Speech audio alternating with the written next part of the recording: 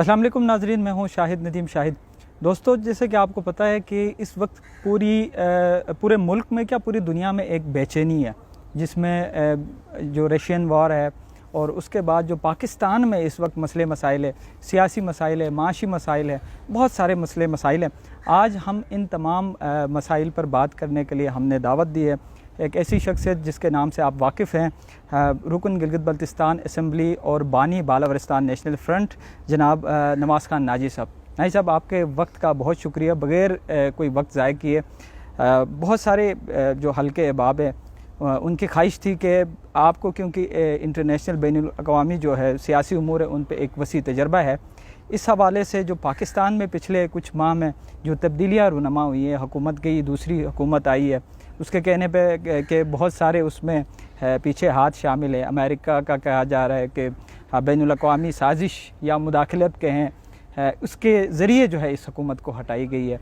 तो आप क्या समझते हैं कि इस तमाम तर तब्दीली जो पिछले 5-6 माह?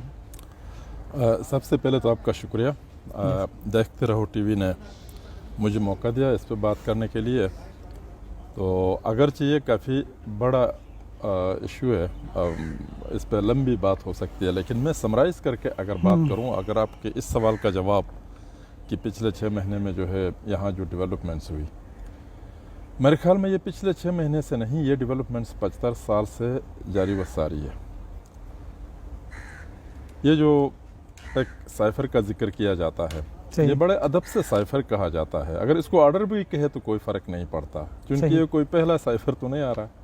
ये 47 से ये ऑर्डर्स आते रहे हैं। आपका क्या ख्याल है कि जनाब अयूब खान ने अपनी मर्ज़ी से जो है जमहूरी हुकूमत को हटा के मार्शल लॉ लगाया था? ये अमेरिकन मफादात थे और उनकी तकमील के लिए उनको ऐसा करना पड़ा, तो अमेरिका के कहने पे ही किया गया था। ज़िया-उल हक ने जुल्फ़िकार अली भुट्टो को फांसी दे के जो पाकिस्तान में एक नई चीज़, ये ज़िया-उल हक ने अपनी मर्ज़ी से नहीं किया था। ज़िया-उल हक को क्या ज़रूरत थी भुट्टो को फांसी देना, इतना सारा मार्शल, ये नहीं, बल्कि अफ़गानिस्तान की जंग थी और अमेरिकन मफादात थे, वहाँ सोवियत यूनियन के ख़िलाफ़ लड़ना था, तो उस वक्त भी कोई साइफर आया होगा। और फिर आगे चलकर परवेज़ मुशर्रफ ने अपना नवाज़ शरीफ साहब को जो है वो किक करके उस पर कब्ज़ा किया, तो उस वक्त भी कोई ऑर्डर साइफर कोई चीज़ उस वक्त भी आई होगी।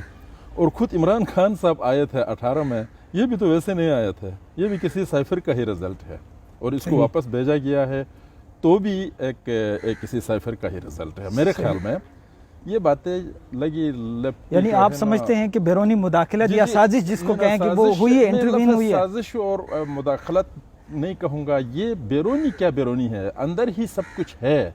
बैरून के साथ रबत है, ताल्लुक़ है, मामलात है, ये जो है सिस्टम इस तरह चलाया जाता है। अगर मैं ये कहूँ गिलगित बल्तिस्तान का जो है वज़ीर आला कोई निकाले या रखे या वहाँ की असम्बली को तोड़े छोड़े, तो उसका जो है गिलगित बल्तिस्तान के वोटर से कोई ताल्लुक़ है या वहाँ कोई ज़रूरत है, वो इस्लामाबाद की ज़रूरत के तहत भी किया जा सकता है। तो ये इस तरह की चीज़ें हैं।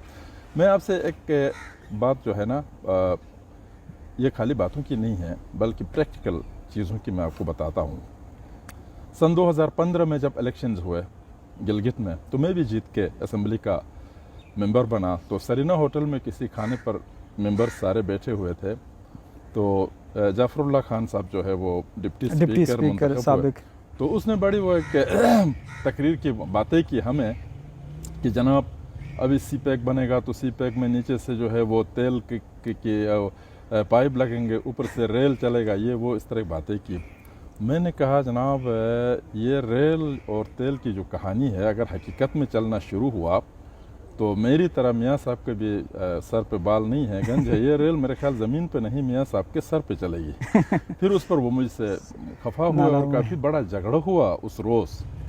तो 3 साल बाद जब मियाँ साहब को फारिग किया गया तो फिर जाफरुल्लाह खान साहब ने कहा कि मामा आप तो सही कह रहे थे। मैंने कहा वो 3 साल बाद ही आपको सही इस बात का अंदाज़ा हुआ। तो ये चीज़ें जो है वहाँ से होती है। इसमें यानी इसका मतलब किसी को कोई शक नहीं होना जो पीटीआई का मौक़िफ़ है ये दुरुस्त है।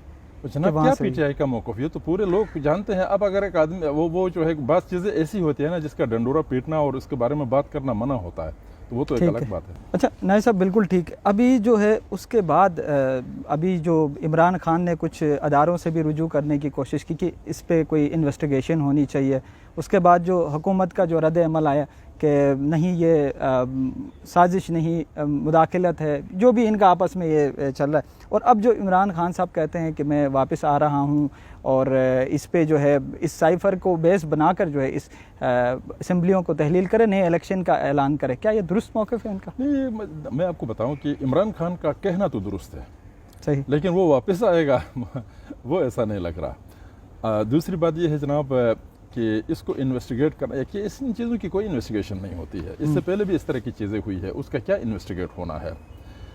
چیزیں یہ ہے جناب علی کہ عمران خان خود بھی مطلب اسٹیبلشمنٹ کے کاندھے پہ پاؤں رکھ کے آئے تھے نا، تو اس وقت تو اس کو وہ نہیں لگا، لیکن اب چونکہ عمران خان جو کچھ کہہ رہے ہیں وہ سچ کہہ رہے ہیں، وہ میں اس لیے کہتا ہوں کہ میں مسلم لیگ کا کوئی حامی آدمی نہیں ہوں، لیکن 4 سال تک میں میاں نواز شریف کا بڑا وہ رہا، کیا کہتے ہیں اس کو، اس کی تعریف میں کرتا، میں اس کا ناقد نہیں رہا، مجھے وہ اچھا لگا وہ آدمی، وہ اس نے آدھی بات کی تھی، یا دوسرے الفاظ میں آدھی سچ کہا تھا کہ اسٹیبلشمنٹ جو ہے پاکستان کے اندر جمہوریت کو سبوٹاج کرتی ہے یا وغیرہ وغیرہ، لیکن عمران خان نے پوری بات کی ہے۔ صحیح، عمران خان نے پوری بات اس طرح کی ہے کہ اسٹیبلشمنٹ بے شک جمہوریت کو سبوٹاج کرتی ہے، سب کچھ کرتی ہے، لیکن یہ امریکہ کے ایما پہ کرتی ہے، یہ کمپلیٹ بات ہے جس سے ہمیں اتفاق کرنا چاہیے۔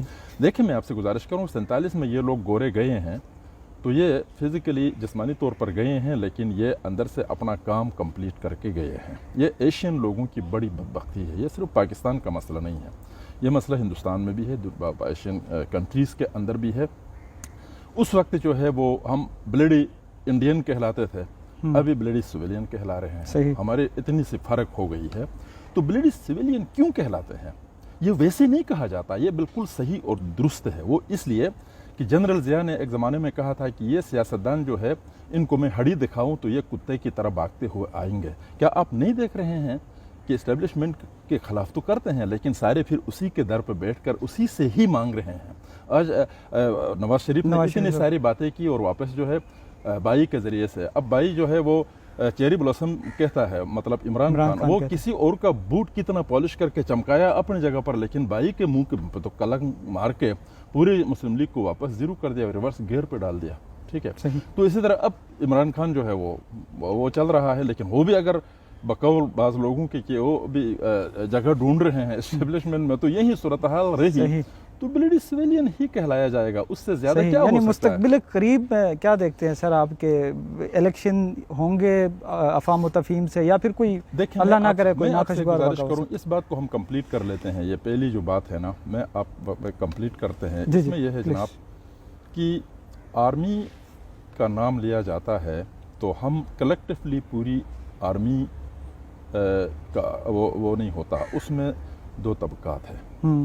ایک وہ لوگ ہیں جو سیاچن میں اپنی جان کی قربانی دیتے ہیں، جو دہشت گردوں کا مقابلہ کرتے ہیں افغان بارڈر پر، جو ملک کے اندر، وہ اب دیکھیں نا، ملک کا سپاہی تو چھوڑو، دشمن کا سپاہی بھی قابل احترام ہوتا ہے، صحیح، ٹھیک ہے۔ تو ملک کا سپاہی تو ملک کا سپاہی ہوتا ہے، اس کے مقابلے میں ہم ہیچ ہے، ہم کچھ نہیں ہیں، ہم ان کے پاؤں کے برابر، میں اس طرح سمجھتا ہوں۔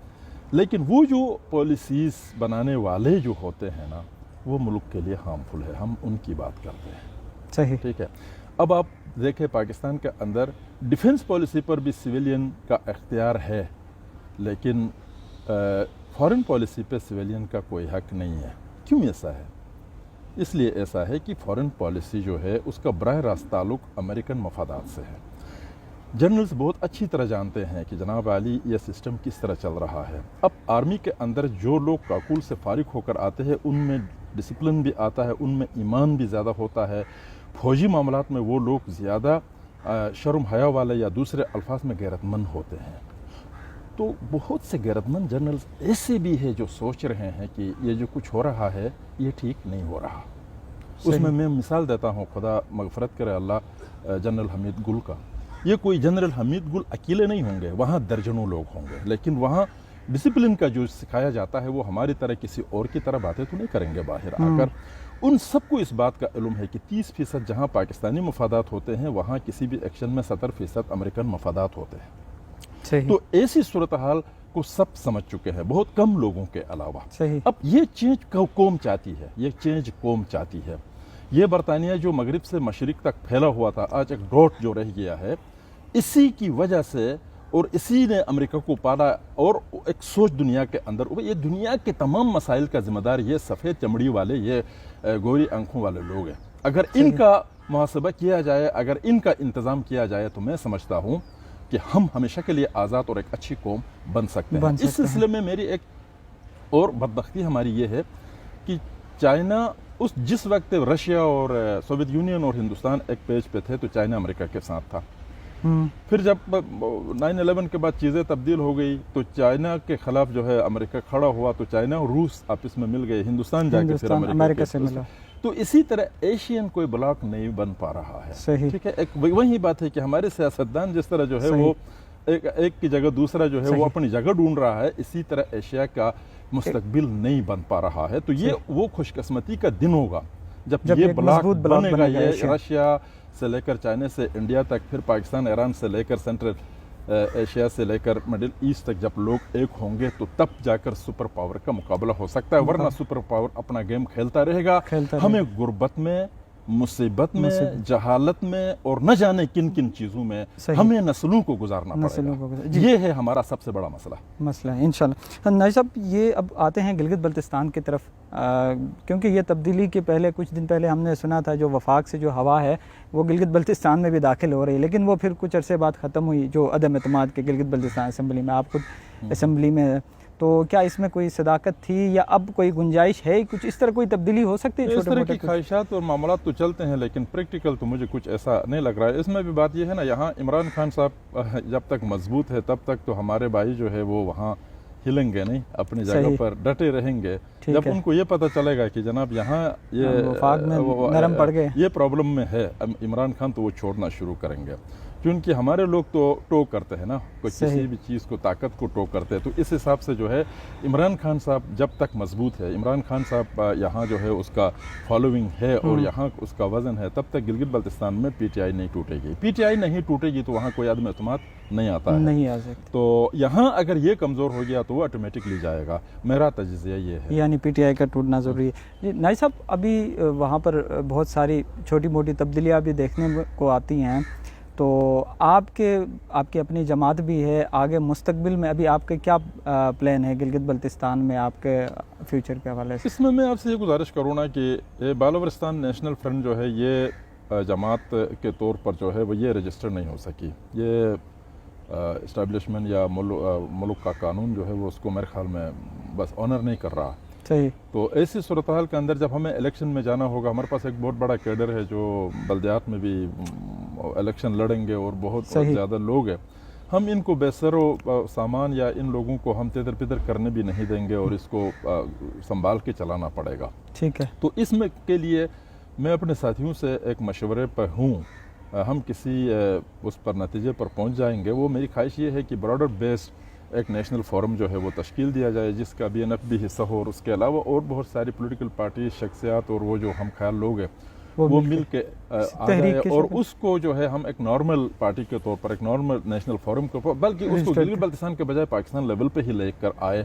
ٹھیک ہے، گلگت بلتستان کے لیے بھی ہم اس کی آٹونومی جو ہے، اس کی داخلی خود مختاری کے بارے میں ایک اچھا سا منشور ہم پیش کریں، اور اس کے ساتھ پورے پاکستان لیول پر ہم جو ہے ہزارہ صوبہ، کراچی صوبہ، سرائکی صوبہ، بلوچستان کے اندر جو ہے پختونوں اور بلوچوں کو الگ الگ کر کے اس طرح کی چیزوں کو بھی ہم سپورٹ کریں، اور پھر پاکستان کے اندر جو ہے وہ ایک سیکولر اچھا ڈیموکریٹک جو ہے سسٹم کی ہم بات کریں۔ بہت ساری چیزیں وہ ہمارا حق ہے، اگر جب تک ہم یہاں ملے ہوئے ہیں تو یہ باتیں تو ہم کر سکیں۔ اس طرح کوئی فورم جو ہے ہم تشکیل دے دیں، اور اسی فورم کے تھرو ہم الیکشنز لڑیں، اسی فورم کے تھرو جو ہے ہم جدوجہد کریں۔ باقی بی این ایف کا منشور اور اس کی جدوجہد وہ اپنی جگہ پر ہے، اس کو ہم نے نہ چھوڑنا ہے، تو نہ ہم نے اس کو سیز کرنا ہے، نہ ہم نے اس کو کمزور کرنا ہے، نہ ہم نے اس کو ختم کرنا ہے۔ یہ بالکل ممکن ہے۔ یہ ہم خیال میں گلگت بلتستان کی جو دیگر جو نیشنلسٹ جماعتیں ہیں وہ شامل ہیں یا کچھ، یا وفاق سے؟ وفاق سے تو گلگت بلتستان سے تعلق رکھنے والے بہت سارے لوگ جو ہے اس کا حصہ بن سکتے ہیں، وفاق سے ہی ان کا تعلق ہو۔ باقی پارٹیوں کے لوگ تو ظاہر ہے وہ نہیں آئیں گے، وہ تو یہاں پارٹیوں کے اندر مجبور ہے۔ اور باقی ادھر جو ہے چھوٹے چھوٹے گروپ سے مثلاً وہ ابھی دیکھیں نا ٹیکس کی کوئی بات آ جائے تو سول سوسائٹی اٹھتی ہے, مطلب ایکشن کمیٹی کے نام سے سول سوسائٹی کے. ابھی بھی میں نے سنا ہے کہ بھائی کوئی اس طرح کا وہ ہو رہا ہے, کوئی لوگ مجھ سے پوچھتے ہیں کہ اس میں آپ کا کیا رول ہوگا, تو اس سے فائدہ اٹھاتے ہوئے میں اس پہ بھی بات کروں گا. وہ یہ کہ جناب علی ہم ٹیکس کے مخالف نہیں ہیں. آپ کو پتہ ہے اسمبلی کے اندر میں نے جو ہے اس کے اوپر خلاف میں نے ووٹ دیا, یہ کیا کہتے ہیں جو اتھارٹی کے خلاف تھا, میں نے اس کے خلاف ووٹ دیا. وہ اپنی جگہ پر, ہم ٹیکس کے خلاف نہیں ہیں. ٹیکس کے خلاف ہم کیوں نہیں ہیں؟ وہ ہم اس لیے نہیں ہے کہ ایک آدمی گلگت کے اندر ارب پتی بنتا ہے, ٹھیک, گلگت کا کوئی سرمایہ دار جس کی 300-400 دکانیں ہیں, اچھا جناب علی خیبر پختونخوا سے لوگ آ کر وہاں کما کے اپنے گھر لے کر جاتے ہیں, تو اتنے شہر کی آبادی, صفائی اور ان کے ٹوائلٹ اور ساری چیزوں کو صاف کرنے کا کون ذمہ دار ہے؟ ٹیکس تو لینا چاہیے, لیکن یہ ٹیکس ہم اس جگہ کیوں دے دے جہاں پر ہم اپنا حساب نہیں لے سکتے ہیں. ٹھیک ہے. دوسری بات یہ ہے جناب علی کہ پاکستان کا وفاقی ٹیکس تو ہم ویسے بھی دے رہے ہیں. یہ جو کپڑے ہم نے پہنے, یہ جو جوتیاں ہم نے پہنے, جو کھانا کھا رہے ہیں, جو کچھ بھی کر رہے ہیں, جو ساری چیزیں ہم اپنے گھر کے لیے خریدتے ہیں, سارے ٹیکس پیڈ ہے. یہ انڈائریکٹ ٹیکس جسے کہا جاتا ہے. اس کے علاوہ بھی بہت سارے ٹیکسز جو ہے وہ گلگت بلتستان سے وصول کیے جاتے ہیں. اب ٹیکس ہے گلگت بلتستان کی حکومت کو دینے کا. گلگت بلتستان کی حکومت جب ایک آرڈر کے تحت چلتی ہے تب تک ہم ٹیکس کی حمایت نہیں کر سکتے ہیں. گلگت بلتستان کی حکومت ایک کانسٹیٹیوشن کی شکل. اب دیکھیں ہم کتنے نیچے آ کے بات کرتے ہیں, بالکل ہی سرفس سے نیچے آ کے. ہم نے خود مختاری کی بات نہیں کی, ہم نے آزادی کی بات نہیں کی, ہم نے یہ چیزیں دے دو. ہم نے یہ کہا تم نے جو کچھ دیا ہے وہ گارنٹیڈ ہو. گارنٹیڈ ہو مینس وہ آرڈر نہ ہو, وہ ایک ایکٹ ہو, وہ خود ایک کانسٹیٹیوشن ہو. تو ایسی صورتحال کے اندر ہم دے دیں گے. ہم آرڈر کے تحت بھی چلے اور ہم جو ہے اپن کنٹریبیوٹ بھی کریں, ہم کیوں کریں؟ یہ ہمارا سٹانس ہے. باقی ایسا کرنے کے بعد, مطلب ایک کانسٹیٹیوشنل حکومت قائم ہونے کے بعد جب ٹیکس دینے کی بات آ گئی تو غریب پر ٹیکس نہ لگانے اور غریب پر ٹیکس نہ لگانے کے لیے ہم تحریک چلائیں گے, اور امیر پر ٹیکس لگانے کا ہمارا مطالبہ ہوگا. کیوں نہ ٹیکس دے دے؟ اب شنگریلا جو ہے 2 لاکھ روپے کا ایک رات کا وہ جو ہے پیسہ لیتا ہے. جناب علی ادھر ہنزا کے اندر کتنے ہوٹل ہیں؟ یہاں 1 لاکھ سے زیادہ. ایک آدمی 1 لاکھ سے زیادہ ایک رات ایک کمرے میں گزارنے کے لیے 1 لاکھ روپیہ خرچ کرتا ہے, تو 5,000 روپے گلگت بلتستان حکومت کو کیوں نہیں دے گا؟ وہ تو ہم بالکل ٹیکس کے خلاف نہیں ہیں, ہم ٹیکس کے حق میں ہیں. لیکن ہم جب تک طفیلی ہے, جب تک ہم کسی کے سبارڈینیٹ ہے, کسی کے ذریعے سے پلتے ہیں, تب تک ہم اپنا نظام نہیں بنائیں گے. اور یہ ہمیں موقع دے دے اپنے پاؤں پہ کھڑا ہونے کے لیے, ہمارا سسٹم بنا دے, تو ہمیں ٹیکس دینا چاہیے. یہ میں اپنی قوم سے بھی کہوں. نہیں صاحب, یہ تو بہت پہلے سے, کیونکہ آپ پیپلز پارٹی کے دور میں, نون لیگ کے دور میں رہے, قراردادیں منظور ہوئی عبوری صوبہ کے, پھر پاکستان تحریک انصاف آئی, انہوں نے بھی قرارداد منظور کی جو گلگت بلتستان کو مین سٹریم کرنے کے.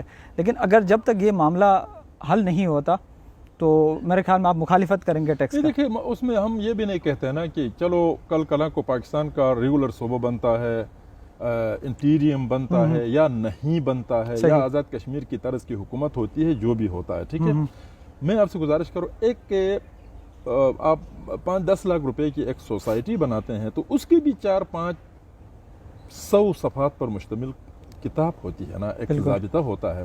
آپ 28,000 مربع میل رقبے اور 2 ملین لوگوں کو چلانے کے لیے جو ہے ایک آرڈر پہ کیوں, اسی آرڈر کو آپ ایکٹ میں تبدیل کیوں نہیں؟ اس میں قباحت کیا ہے, برائی کیا ہے؟ کچھ بھی نہیں ہے.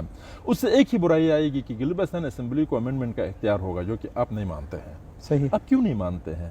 گلگت بلتستان کے لوگ بھی اس امینڈمنٹ میں شریک ہونا, وہ کوئی اپنی آزادی کے لیے تو امینڈمنٹ نہیں کریں گے, وہ خود مختاری کے لیے تو امینڈمنٹ نہیں کریں گے. کوئی بھی بات ہوگی, کوئی بھی چیز آپ کے ساتھ نیگوشیٹ کریں گے. تو کیا گلگت بلتستان کے لوگوں کو اتنا بھی اختیار نہیں ہے کہ وہ کسی بھی قومی معاملے پر آپ کے ساتھ نیگوشیٹ پہ بیٹھ جائے؟ صحیح. نہیں صاحب, یہ ایکٹ بالکل آپ کی ایک اچھی ڈیمانڈ ہے. اس کو بھی حاصل کرنے کا ایک پروٹوکول تو ہے گلگت بلتستان اسمبلی کے تھرو. وفاق میں بات کریں تو کیا اس میں کوئی ابھی تک بات نہیں ہوتی اسمبلی میں, یا جو حکومت میں موجودہ اس پہ نہیں بات کرتے؟ گلگت بلتستان کے سٹیٹس کو تبدیل کرنے کے لیے جو لیگل جو چیزیں چاہیے, وہ میں پہلے بھی آپ کے پروگراموں میں بتاتا رہا ہوں کہ لیگل پوزیشن ایسا نہیں ہو سکتا. یہ کوئی کافی مطلب یہ یہ دیکھیں گلگت بلتستان کے لوگوں اور پاکستان کے درمیان تنازع نہیں ہے یہ علاقہ. میں ایک مرتبہ پھر میں آپ کو بتاؤں گا, کشمیریوں کا پاکستان سے تنازع یا گلگت کا کشمیر سے تنازع نہیں ہے. یہ تنازع انٹرنیشنل ہے, یہ انڈیا پاکستان کی بات ہے, اس میں ہمارا کوئی وہ نہیں. اس چیز کو اپنی جگہ پر چھوڑ دے بھائی. یہ تنازع جب حل ہوگا, نہیں ہوگا. اس کی قیامت تک بھی نہ ہو جائے تو ہمیں کوئی فرق نہیں پڑتا ہے. ٹھیک ہے, ہمیں رہنا ہے یہاں پر اپنی زمین پر. گلگت اور اسلام آباد کے درمیان ایک لنک ہے, اس لنک کو آپ طریقے سے آپ بنائے رکھو. اس کو وقت کے ساتھ آپ تبدیل کرے. جب کشمیر کا مسئلہ ٹھنڈا ہوگا, آپ نے صوبہ بنانا تو اس وقت بنائیں گے, جیسا بھی ہوگا. کشمیر کا مسئلہ جب کھڑا ہے, جب یہ متنازع ہے, تو آپ ان لوگوں کو اٹانومس چلا لے. اٹانومس تو ہے نا اس وقت, ایک وزیر اعلیٰ ہے, ایک گورنر ہے, ایک اسمبلی ہے, ساری چیزیں. اس کو آپ کانسٹیٹیوشنل شیلٹر کے ساتھ اس کو مضبوط نظام دے دے. اس میں قباحت کیا ہے, برائی کیا ہے؟ بہت بہت شکریہ نائب صاحب آپ کے وقت کا. جی بالکل, انشاءاللہ وہ پروجیکٹ اور تمام تر گلگت بلتستان کے جو ترقیاتی منصوبے ہیں وہ وقت پہ جو ہے پائے تکمیل تک پہنچے. شاہد ندیم شاہد کو دیجیے گا اجازت. اللہ نگہبان.